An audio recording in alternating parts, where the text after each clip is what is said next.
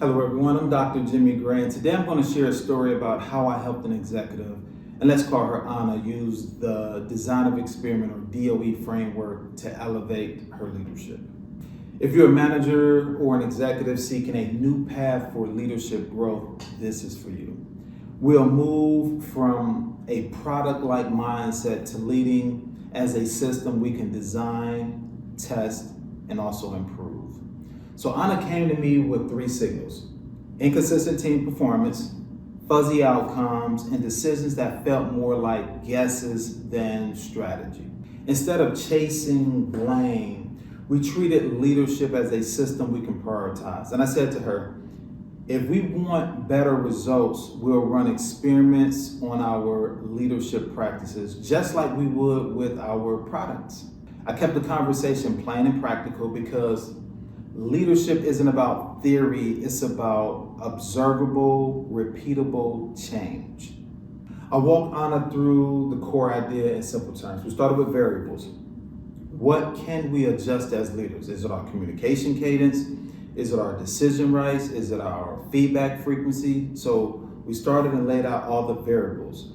After we went through the variables, we talked about outcomes. What do we want to improve? Is it team clarity? Is it speed? Is it morale? Then we talked about controls. What do we want to keep constant so we learn something meaningful? Is it team composition? Is it project scope? And then we talked about the DOE moment. This is where we designed a mini DOE cycle for leadership behaviors, and I guided her step by step through the process. So step one, define the objectives. Improve quarterly decision speed without sacrificing quality. Number two, we listed the factors. So the first factor was decision-making cadence. Is it weekly versus bi-weekly? The next factor was feedback loops. Is it pre versus post decision debriefs?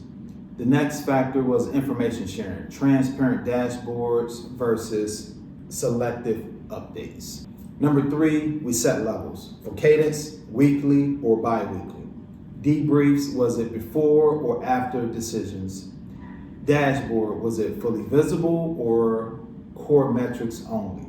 So we had to set those levels. Number four, we designed the experiment.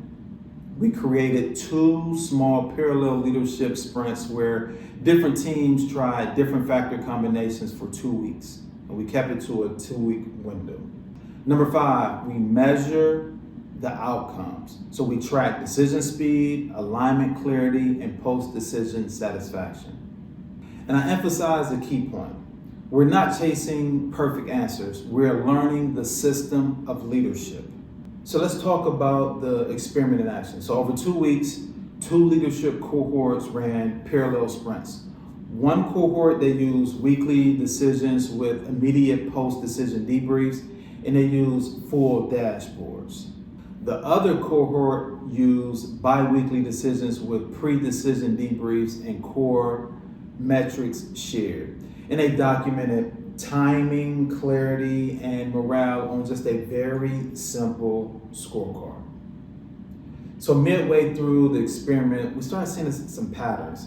Faster decisions correlated with higher morale when debriefs happened immediately, but only if the information shared is concise and also relevant.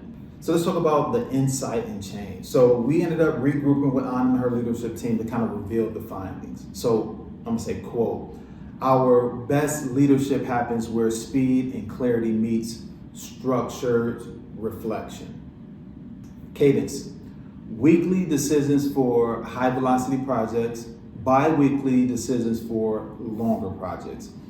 Debriefing, it was around short, immediate, post-decision debriefs for quick learning. Information, they used dashboards that highlighted a few metrics that mattered and they shared them openly. Feedback, there was weekly pulse checks on leadership effectiveness.